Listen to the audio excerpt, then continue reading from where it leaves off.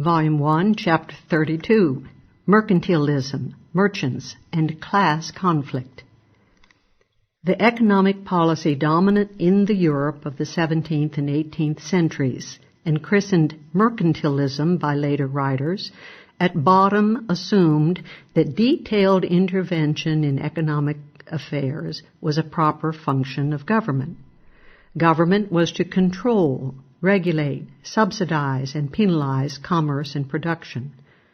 What the content of these regulations should be depended on what groups managed to control the state apparatus. Such control is particularly rewarding when much is at stake, and a great deal is at stake when government is strong and interventionist.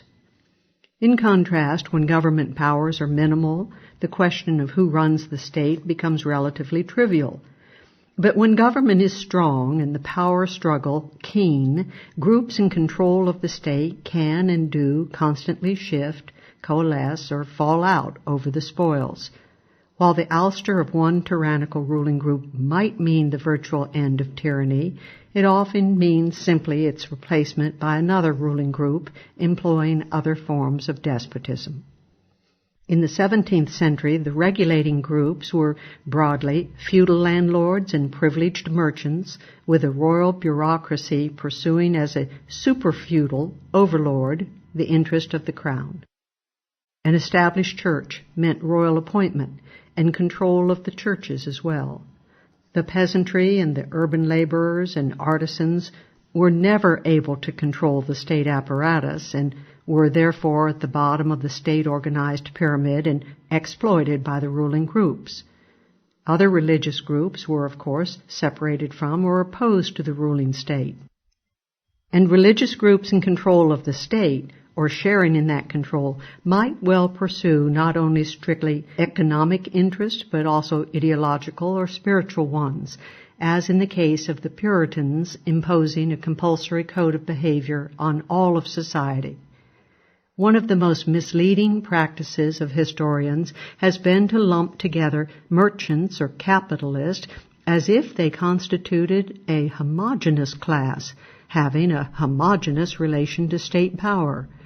The merchants either were suffered to control or did not control the government at a particular time. In fact, there is no such common interest of merchants as a class. The state is in a position to grant special privileges, monopolies, and subsidies. It can only do so to particular merchants or groups of merchants, and therefore only at the expense of other merchants who are discriminated against. If X receives a special privilege, Y suffers from being excluded. And also suffering are those who would have been merchants were it not for the state's network of privilege. In fact, because of A, the harmony of interest of different groups on the free market, for example, merchants and farmers, and B, the lack of homogeneity among the interest of members of any one social class, it is fallacious to employ such terms as class interest or class conflict in discussing the market economy. It is only in relation to state action that the interest of different men become welded into classes. For state action must always privilege one or more groups and discriminate against others. The homogeneity emerges from the intervention of the government in society. Thus, under feudalism or other forms of land monopoly and arbitrary land allocation by the government, the feudal landlords, privileged by the state, become a class or caste or estate. And the peasants, homogeneously exploited by state privilege, also become a class. For the former thus constitute a ruling class and the latter the ruled. The differences between the Marxian attribution of classes to the market and the confining of the concept to the caste or estate effects of state action have been brilliantly set forth by Ludwig von Mises. Contrast the confusion in Lenin's attempt to defend the Marxian jumble of estate and non-estate groups by the same concept of class. Even in the case of land privilege, of course, the extent of privilege will vary from one landed group to another. But merchants were not privileged as a class, and therefore it is particularly misleading to apply a class analysis to them.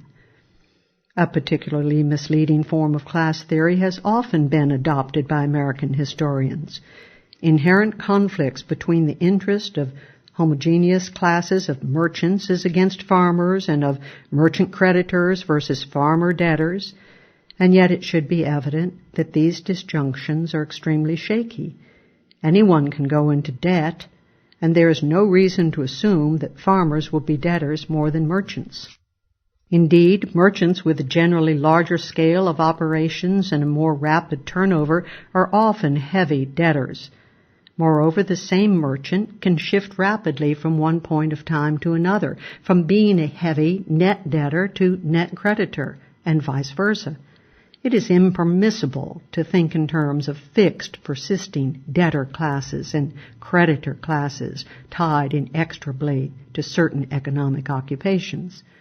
The merchants or capitalists being the peculiarly mobile and dynamic groups in society that can either flourish on the free market or try to obtain state privileges are then particularly ill-suited to a homogeneous class analysis.